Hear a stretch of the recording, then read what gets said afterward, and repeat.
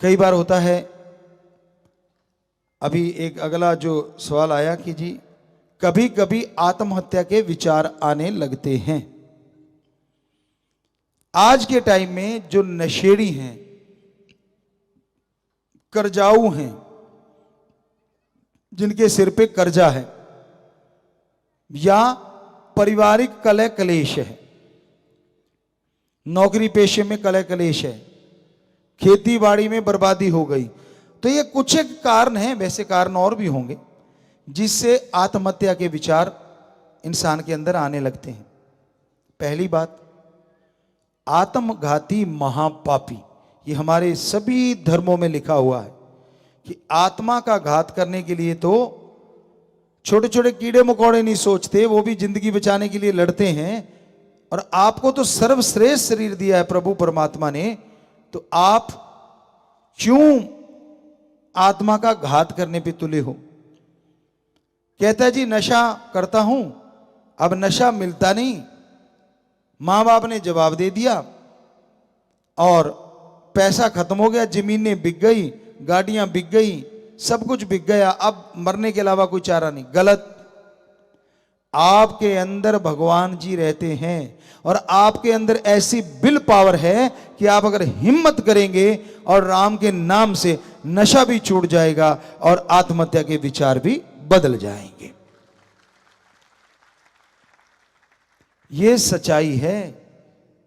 जिंदगी को कभी भी इतना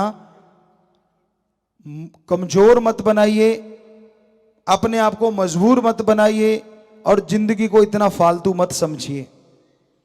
फिर कर्जा हो गया, कर्जाऊ हैं आप और आप लगते हैं कि मैं आत्महत्या कर लूं तो पीछा छूट जाएगा। कैसे भाई?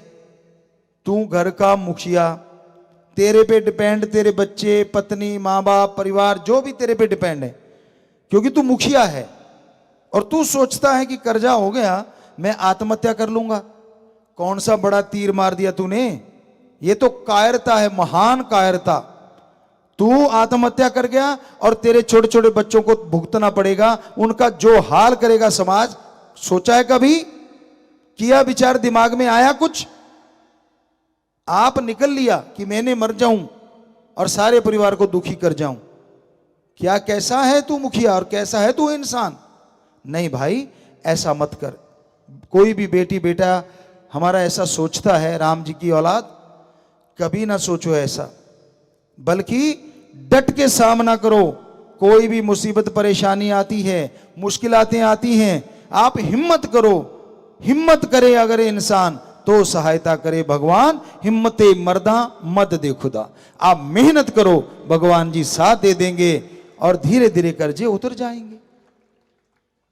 हाथ पे हाथ धर के बैठने से कर्जा नहीं उतरता, गम चिंता टेंशन लेने से कर्जा नहीं उतरता। और आत्महत्या से तो आप परिवार का बुरा हाल करके जाते हैं। महापापी तो वैसे ही बन गया, आत्मघाती महापापी। पीछे जो परिवार छूट गया उसका और बुरा हाल। तो ये तो कभी कल्पना भी नहीं करनी चाहिए। अब पढ़ने वाले बच्चे, नंबर कम आ गए, मां बाप ने कहा था नंबर कम आ गए तो देख लेना। इस पे आपको एक हंसने वाली बात सुनाती है। कहने का मतलब आप टेंशन ना लिया करो। एक बच्चा था, उसके नंबर कम आते थे, तो उसका बाप कहने लगा, ओए अगली बार अगर नंबर कम आए ना या तू फेल हो गया तो मुझे बाप मत कहना। वो चुप रहा। अब रिजल्ट आ गया, उसका बाप बैठा ही था, आया उसके, कहता हाँ क्या हुआ? कहता रमेश जी मैं तो फेल हो गया। क्योंकि उसने कहा था बाप मत कहना, बाप का नाम था रमेश। तो कहता रमेश जी मैं तो फेल हो गया। सो हम ऐसा नहीं कहते कि आप फेल हो जाओ। कहने का मतलब अगर नंबर कम आ गए तो कोई आसमान नहीं नीचे गिर गया। अगली बार फिर सही मेहनत कीजिए, उसको अपने दिल पे लगा लो कि हाँ इस बार कम आए हैं, मेरे बराबर वाले मेरिट पहुंच गए, वो भी गर्भ से जन्मे और मैं भी कोई ऊपर आसमान से नहीं टपका। तो अगली बार एम बना लो, गैरत बना लो, यकीन मानो आपकी भी मेरिट आ जाएगी। आत्महत्या किस चीज का क्या हाल है? मां जिसने गर्भ में रखा उसका क्या दोष है भाई? हे बच्चों, जिसने 9 महीने गर्भ में रखा है, आपको छोटी सी बात लगती है? तो आप 1.5-2 किलो की ईंट पेट पे बांध के 3 दिन सो के देख लो, चल फिर के देख लो, उतारनी नहीं, 3 या किलो की ईंट पेट पे बंधी हो और आप सो के दिखा दो, नहीं सो पाओगे ना। अरे मां ने 9 महीने रखा है पेट में, वो इसलिए कि आत्महत्या करके उसको दुख दे जा। बाप ने परवरिश करी, सपने बुने कि मेरा बेटा बड़ा हो के मेरा ऐसे साथ देगा, ऐसे मुझे खुशियां देगा। क्या ये कुठारा घात नहीं कर रहे हैं आप? और मां बाप को भी इतना प्रेशराइज नहीं करना चाहिए बच्चों को कि देख लेना अगर कम नंबर आए वैसे हो जाएगा वैसे हो जाएगा। पढ़े लिखे कुछ ज्यादा ही प्रेशर डालते हैं। गांव में हमने देखा अनपढ़ नहीं परवाह करते, कहते पुत्र ढंग नाल पास हो जी, उनका काम होता है। हमने जो देखा, आज भी ऐसे ही होता होगा कि बेटा जी पास हो जाना, अच्छे नंबर ले आना। और ज्यादा जो पढ़ लिख के कट जाते हैं ना मां बाप, खुद का मार्कशीट नहीं दिखाएंगे कितने लिए थे, या तो वो दिखाने की जरूरत नहीं पड़ेगी। अगर आप इंटेलिजेंट है, नेचुरली सेल वैसे ही जाएंगे बच्चे में और वो भी इंटेलिजेंट बनेगा। पर क्या आपने उसके संगी साथियों का कभी ध्यान दिया कि उसका संग तो नहीं गलत, कहीं गलत संग में तो नहीं फंस गया? क्या आपने उसको कभी टाइम दिया है, कभी चेक किया है उनके टीचरों के पास, मास्टरों के पास 15 दिन के बाद, महीने के बाद उसकी रिपोर्टिंग करी है कि बताओ मेरा बच्चा पढ़ाई में कैसा है, स्कूल में उसकी कितनी हाजिरियां हैं? 15 दिन में करते रहो चेक, पता चल जाएगा वो स्कूल में ही जाता, कहीं और तो नहीं जाता 15 दिनों में बीच में। और पता चलेगा तो फिर चेक करो और प्यार से हैंडल करके, अगर वो गलत सोबत में पड़ गया है तो उसकी वो गलत सोबत हटवा दो। अगर ये सब कर रहे हो आप मां बाप, तो हकदार बनते हो बच्चे को कहने के कि बेटा नंबर अच्छे ले आना। और अगर उनको टाइम ही नहीं देते आप तो अपने आप में मस्त हैं, आपका बिजनेस है जी, व्यापार है जी, ऐशो आराम है जी, आप तो उसमें खोए हैं। पर आपको गैरत है ना, मेरा बेटा कम नंबर कैसे ले आया? बेटे की कभी जाके आपने रिपोर्ट ही नहीं देखी और लास्ट में कम क्यों ले आया? तो गलतियां आपकी है, मां बाप की। तो दोनों बातें ध्यान में रखिए।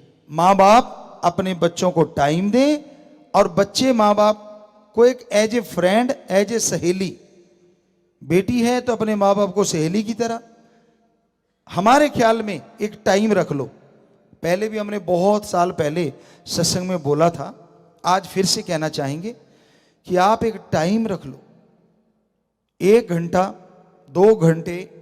बच्चा स्कूल से आता है, आज की भाषा में फ्रेंड टॉक, उसका नाम दे दो फ्रेंड टॉक, कि एक दोस्त की तरह, एक सहेली की तरह मां बाप अपने बेटे बेटी से दोनों बैठ के बात करें कि बेटा इस टाइम में जो भी तू बताएगा हम तेरे को लड़ेंगे नहीं।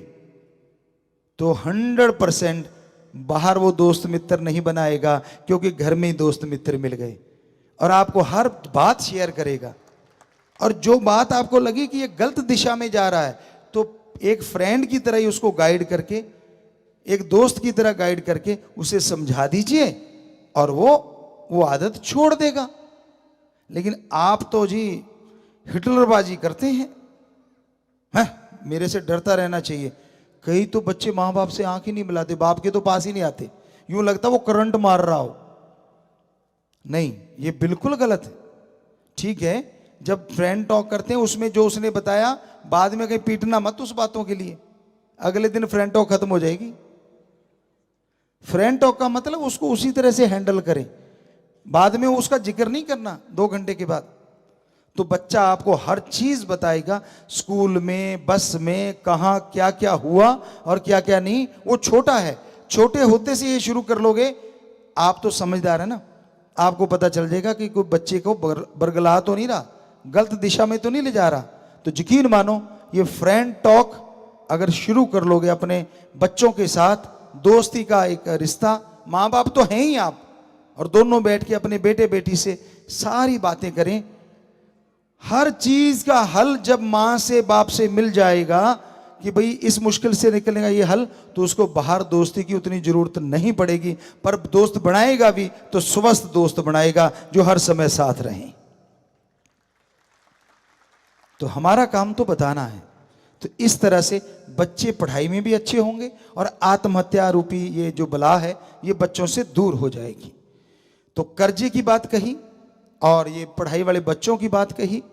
अब बिजनेस व्यापार में लॉस हो जाता है या खेती बाड़ी एकदम तबाह हो जाती है, तो भी कई किसान भाई, बिजनेसमैन आत्महत्या कर जाते हैं।